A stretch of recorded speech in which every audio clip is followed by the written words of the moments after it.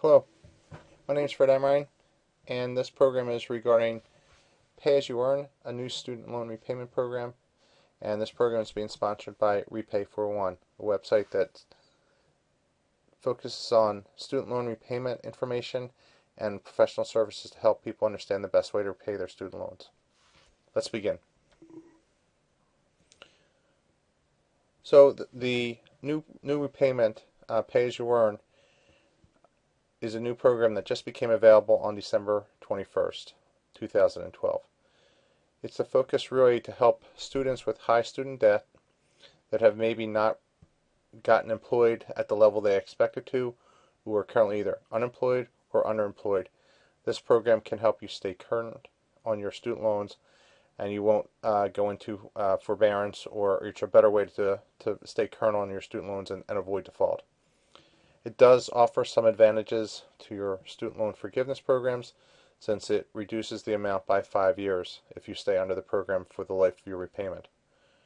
It also reduces the amount of disposable income to qualify for the plan, making it more affordable for you in the sense that it's only based on 10%. The other income-based repayment programs, such as income-based repayment, income contingent, and income sensitive, are all based on about 15% of your disposable income. They are the major advantages to this program as Pay As You Earn. So what are some of the other factors or things you need to consider is this? It is a little more restrictive on what student loans are qualifying and who will qualify. We do recommend in most cases that you do a direct loan consolidation. It will look at some of the FFEL loans, but it is a little more restrictive in detail. But in most cases, we recommend that you, for simplification and being organized, that you do your direct federal consolidation and bring the FFEL loans across to this program. It will be based under your current income. So again, timing of when you apply could impact that decision and the amount you'll be paying. Could have an impact of how you do your tax filing status. So the number of dependents you have, things like that will impact the amount that you'll be paying. The poverty level will also be impacted by what is available to you, very similar to the other income-based repayment methods. And then your career path. How much money will you be making? Over what period of time? What will your increases be, and when will they happen? Will have an impact over the long time here. You have to take both a short-term vision of your repayment process and a longer-term vision, and how that's going to work with your total financial life. So some of the other details you have to understand is you will have to submit under the pay-as-you-earn method. Each year your tax return will then generate a renewal and see if you re-qualify for the method as it is. As we stated earlier, the loan forgiveness program is reduced from 20 years to 25 under this program. There are some issues with if you exceed the 10%, can you move to income-based repayment? Some of those details you need to work with your servicer as you go through this process. If you should get married, as time will allow, with maybe changes in your lifestyle, if you either get divorced, you'll need to revisit what you're doing there on your repayment methods.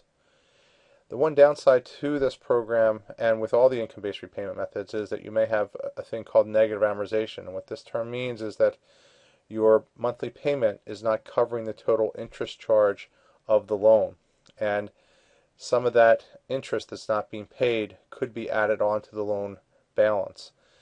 And in this program it is capped, but you need to realize that this and some of the other programs, income-based repayment methods, have this issue that you need to be aware of. That's not often discussed.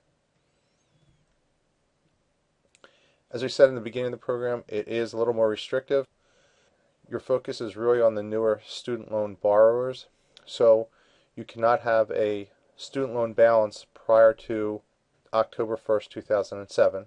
You've had to take a loan after October 1st, 2007, and you also need a recent disbursement after 10/1/2011. So these are all restrictive. Again, it's mostly for new borrowers, so if you may not have all those issues that you need to have to qualify for this method of repayment. One advantage it does have is that it does qualify for the Public Service Loan Forgiveness Program. Not all the plans do, so it is an advantage where your loans actually could be forgiven after 10 years if you work for the federal government or qualifying nonprofit organization. As we said a few minutes ago, this method does have what's called negative amortization, in which that you could have your loan balance could go up because you're not making the full interest payment. The advantage here is it is capped at 10% of the original balance, so this can work to your advantage or help you cap your loan debt. So what you need going forward, I would make sure you understand all your repayment option methods, not just this one. There's more information on this website to give you some more detailed analysis work. You need to create both a short and long-term strategy on your loan repayment, since it will go over a significant period of time of your life. The federal repayment programs offer a lot of benefits. If you should have private loans and are trying to mix and match both, the private loans are a little more limited on what your repayment methods can be, where the federal government has about 8 different methods that you can repay your loans back, and it gives you more flexibility to stay current. One of the things you don't want to do is go into any loan default. You want to avoid that at all costs. And because this method is so new, it is not available as a listed repayment method under the direct consolidation. Currently, what you're going to need to do is contact your servicer. You need to select the income-based repayment method, and once you are assigned a servicer, you'll need to contact that servicer and see if you qualify. Again, you saw the qualifications there with the timing of your loans.